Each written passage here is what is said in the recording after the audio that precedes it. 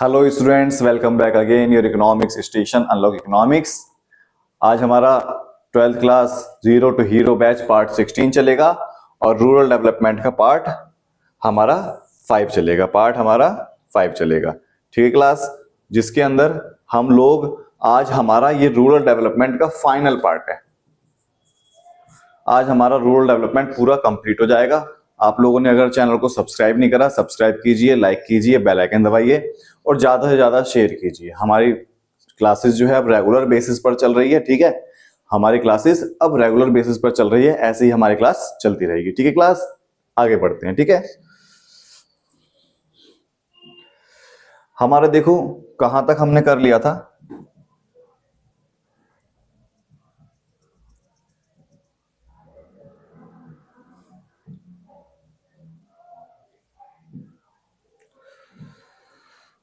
Animal husbandry हमारा complete हो गया था। ठीक है, पशुपालन, मछली पालन। ठीक है, अब आता है role of IT sector agriculture. Role of IT in agriculture sector मतलब जो हमारा है ना, आईटी सेक्टर का क्या रोल है एग्रीकल्चर सेक्टर के अंदर, ये बताना है। आईटी सेक्टर का क्या रोल है एग्रीकल्चर सेक्टर के अंदर, ये बताना है। देखो, सस्टेनेबल डेवलपमेंट के लिए फोरकास्टिंग, प्रोडक्टिव एनहेंसमेंट और वैल्यूएबल इंफॉर्मेशन, एम्प्लॉयमेंट जनरेशन, इन सब चीजों के लिए हमें एग्रीकल्चर सेक्टर के अंदर आईटी का रिवॉल्यूशन जरूरत है। Key to India's economic growth rests on the advance of the IT sector. IT sector has transformed for the Indian economy into the knowledge economy. मतलब जो IT सेक्टर है ना, अब वो एग्रीकल्चर सेक्टर में भी आ रहा है। IT सेक्टर जो है एग्रीकल्चर सेक्टर में अगर आएगा तो नई नई टेक्नोलॉजी का विकास होगा। इससे क्या होगा, किसानों का फायदा होगा, उत्पादन ज्यादा होगा, प्रोडक्शन ज्यादा होगा। इसलिए हमारे IT सेक्टर के लिए इसमें एग्रीकल्चर सेक्टर में क्या है, जरूरी है। ठीक है, अब देखो हिंदी में बता दिया, सतत विकास कृषि क्षेत्र के लिए क्यों जरूरी है। क्योंकि सतत विकास ऐसा विकास होना चाहिए। सतत विकास का मतलब होता है ऐसा विकास जो भावी पीढ़ी भी, आने वाली जनरेशन भी उन चीजों को क्या कर सके, फोरकास्टिंग, पहले से ही अनुमान लगा लेना कि बारिश कब पड़ेगी, क्या होगा, उत्पादन में वृद्धि हो जाएगी, बहुमूल्य जानकारी जो इंफॉर्मेशन है वो तुरंत तुरंत मिलती रहेगी और रोजगार के नए नए अवसर मिलेंगे। ठीक है, इसके लिए हुआ। अब देखो इसमें बता दिया।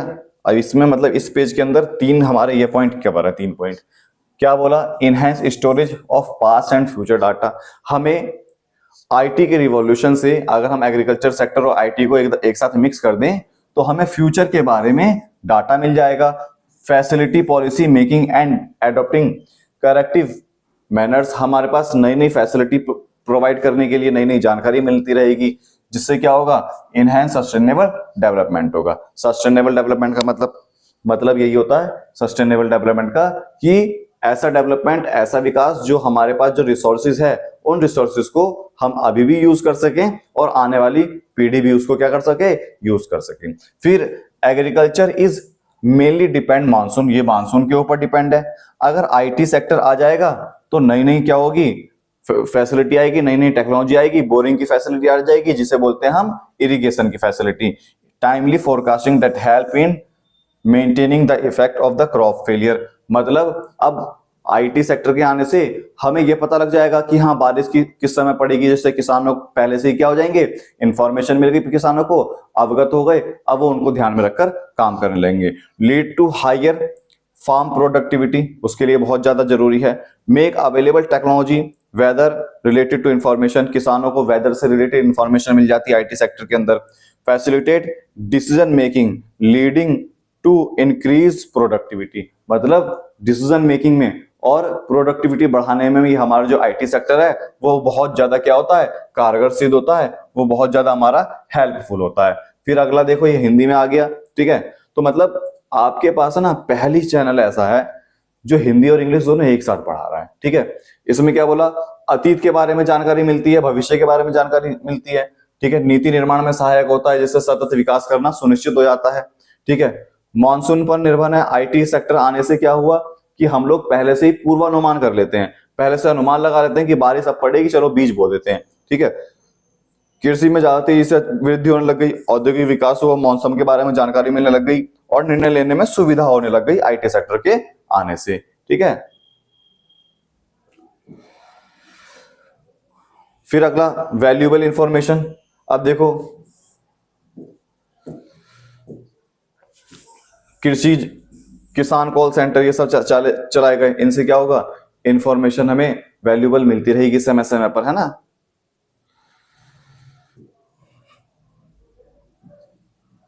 यही चीज मैंने बताया, समाचार पत्र हो गया, रेडियो होगा, किसान कॉल सेंटर के द्वारा वैल्यूएबल इंफॉर्मेशन मिलती है।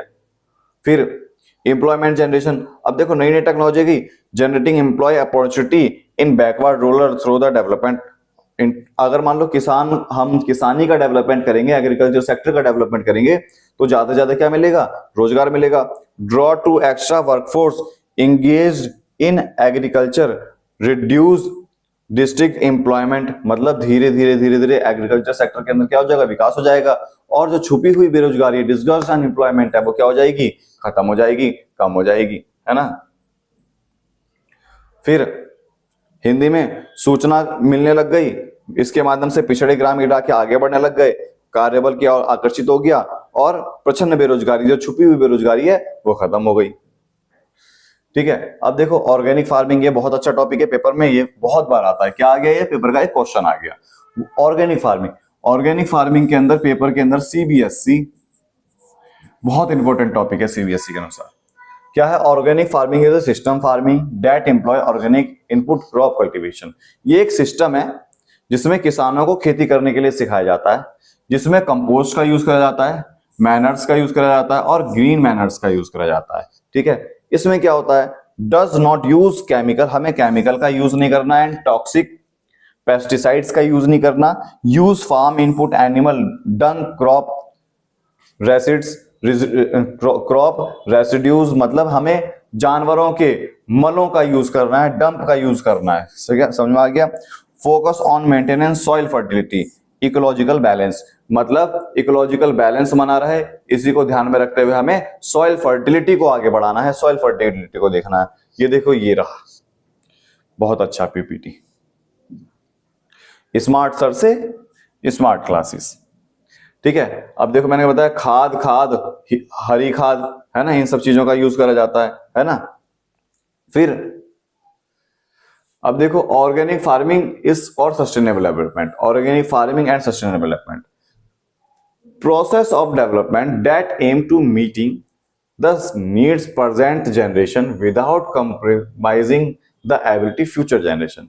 मतलब अभी जो हम यूज कर रहे हैं वो प्रेजेंट हुआ, प्रेजेंट जनरेशन अच्छे तरीके से यूज कर रही है, और आने वाली पीढ़ी भी अभी के संसाधनों को अच्छे तरीके से क्या कर सके, यूज कर सके, अच्छे तरीके से क्या कर सके, यूज कर सके। तो इसीलिए हम उसे बोलते हैं सस्टेनेबल डेवलपमेंट। हम उसे क्या बोलेंगे, सस्टेनेबल डेवलपमेंट। सस्टेनेबल डेवलपमेंट का मतलब ही यही होता है कि सस्टेनेबल डेवलपमेंट का मतलब यही होता है कि जो हमारे पास अभी रिसोर्सेज हैं उनको अभी भी यूज करा जाए, और आने वाली पीढ़ी भी यूज कर सके, फ्यूचर जनरेशन भी क्या कर सके, उसको अपने नीड्स को पूरा कर सके। ट्रेडिशनल फार्मिंग क्या है, यूज द केमिकल फर्टिलाइजर। आज के समय में देखते हैं ट्रेडिशनल है तो केमिकल फर्टिलाइजर यूज हो रहा है, फर्टिलिटी बेकार होती जा रही है, क्रॉप ग्रोन और हैजार्डस हेल्थ, मतलब क्रॉप बढ़ती तो है लेकिन हेल्थ जो है ना उसमें बेकार होता जा रहा है, स्वाद नहीं है बिल्कुल भी, इंग्रेडिएंट्स नहीं है बिल्कुल भी। इसमें ऑर्गेनिक इनपुट यूज करे जाते हैं, सस्टेन सॉइल फर्टिलिटी, मतलब हमेशा सॉइल फर्टिलिटी बनी रहती है, क्रॉप ग्रोन टॉक्सिक फ्री, ये टॉक्सिक फ्री होता है। Did you know India has comparative advancing in organic farming due to abundant labour supply. मतलब हमारे देश के अंदर जो है ना, क्या हमारे देश के अंदर India has comparative advancing in organic farming, हमारे देश बहुत तेजी से ऑर्गेनिक फार्मिंग में क्या हो रहा है, अब विकास कर रहा है। ऑर्गेनिक फार्मिंग इन इंडिया की बात करें, tremendous potential 70% land under cultivation arable, मतलब 70% ऑर्गेनिक फार्मिंग यूज हो रही है। Require minimum use of chemical, इसके अंदर केमिकल की बहुत कम यूज करी जाती है। एम्प्लॉयज लेबर इंसेंटिव टेक्निक, इसमें लेबर इंसेंटिव टेक्निक यूज करी जाती है, मतलब कैपिटल इंसेंटिव टेक्निक यूज नहीं करी जाती। Organic product have high demand both in domestic और, मतलब जो ऑर्गेनिक प्रोडक्ट है जो ऐसे बिना केमिकल के जो बनते हैं वो हमारे देश में भी और विदेश में भी इनकी बहुत ज्यादा डिमांड होती जा रही है। ठीक है। ये देखो ये ऑर्गेनिक फार्मिंग है, हाथ में क्या है, गोबर है, खाद है, वो ऐसे हाथ में डाल रहा है ना। समझ में आया? थोड़ा आज वॉइस थोड़ी लो है मेरी क्योंकि तबीयत थोड़ी डाउन हो रखी है ना। अब देखो पारंपरिक खेती, आज इसके अंदर रासायनिक चीजों का यूज करा जा रहा है, और जैविक खेती के अंदर क्या, मिट्टी की उर्वरकता बनी रहती है, उपजाऊपन बना रहता है, स्वाद बना रहता है ना। जैविक खेती के अंदर हमारे देश में लगभग खेती योग्य भूमि, अगर हम जैविक खेती की बात करें, ऑर्गेनिक फार्मिंग की बात करें, तो उसमें 70% खेती योग्य भूमि है जिसमें ऑर्गेनिक फार्मिंग हो सकती है। ठीक है, खेती के लिए रासायनिक उर्वरक की आवश्यकता नहीं पड़ती, श्रम प्रधान टेक्नोलॉजी यूज होती है। जैविक मतलब घरेलू अंतरराष्ट्रीय दोनों बाजार में इसका बहुत ज्यादा मात्रा में क्या है, डिमांड है ना।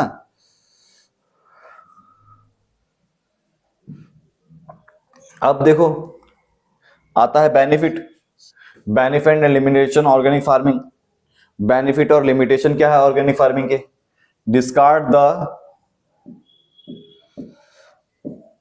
Discard the use of chemicals, chemical खत्म होते चले जाते हैं। सस्टेन सॉइल फर्टिलिटी, मतलब जो जमीन है इसकी फर्टिलिटी आज भी है और आने वाली पीढ़ी भी इसको यूज कर सकती है। हेल्दी एंड न्यूट्रिशन क्रॉप, मतलब स्वादिष्ट भोजन और हेल्दी भोजन मिलता है। इनएक्सपेंसिव, ये बहुत सस्ती टेक्नोलॉजी है। इसमें क्या है, लोअर यील्ड एंड प्रोडक्टिविटी, मतलब हमारे देश के अंदर जो खेती है ना इसके अंदर बहुत कम करी जा रही है। लैक ऑफ अवेयरनेस की कमी है, इसके कारण ये पॉपुलर नहीं हो पा रहा। Lack of infrastructure in respect the market research, मतलब इंफ्रास्ट्रक्चर क्या है इसका, बहुत खराब है। Lower yield make the financial infeasibility, मतलब जो है हमारे देश के अंदर लोअर यील्ड है, ऐसी खेती करने वाले लोगों की संख्या क्या है, वो धीरे धीरे कम होती जा रही है। नहीं समझ में आया तो एक बार और देख लेते हैं, मतलब बहुत अच्छे से आप लोगों को क्लास दी जा रही है। रासायनिक चीजों का त्याग करता है, मिट्टी की उर्वरकता मतलब उपजाऊपन बनी रहती है, स्वादिष्ट भोजन मिलता है, सस्ती कृषि है, कम पैदावार और कम, मतलब इस टेक्नोलॉजी से, ऑर्गेनिक फार्मिंग से उत्पादन क्या निकलता है, कम निकलता है। जागरूकता की कमी है, बाजार तक पहुंच नहीं पाता सामान, ठीक है, बुनियादी ढांचे का अभाव होता है, कम पैदावार से वित्तीय रूप से व्यवहारिक बन जाती है। मतलब फसल जब कम हुई तो पैसा भी कम आएगा, फसल जब कम हुई तो पैसा भी क्या होगा, कम आएगा। समझ में आया? तो आज की क्लास के अंदर हम लोगों ने जो है ना, आज की क्लास के अंदर हम लोगों ने रूरल डेवलपमेंट, आज हमारा चैप्टर रूरल डेवलपमेंट के अंदर पूरा कंप्लीट हो गया। हमारा रूरल डेवलपमेंट पूरी तरीके से फिनिश हो गया। पार्ट 5 के अंदर बहुत छोटी छोटी वीडियोस मैंने डाली है, आप लोगों को अगर सुविधा ना हो आप 2x की स्पीड पर देखिए, लेकिन देखिए जरूर, क्योंकि बहुत छोटी छोटी मैंने पार्ट में वीडियो डाली है, क्लिप्स डाली है। इसको आप लोग ज्यादा से ज्यादा शेयर करें, कंप्लीट करें और लाइक करें, है ना। अब देखो हमारा ये रूरल डेवलपमेंट खत्म हो गया, अब जो है हमारी बिजनेस की भी क्लास आ रही है, ठीक है। अब मैं धीरे धीरे आप लोगों के लिए क्वेश्चन पेपर भी तैयार कर रहा हूं, जो मैं यहाँ पर क्वेश्चंस करवा सकूं और आप वही करके जाना पेपर में, मुझसे बाहर फिर कुछ नहीं आएगा, ये हमारा वादा है। आपको क्या करना है, बस फैलाना है हमें और अपने यूट्यूब चैनल को। ये मेरा यूट्यूब चैनल नहीं है, ये आप लोगों का यूट्यूब चैनल है, ठीक है क्लास। Thank you class.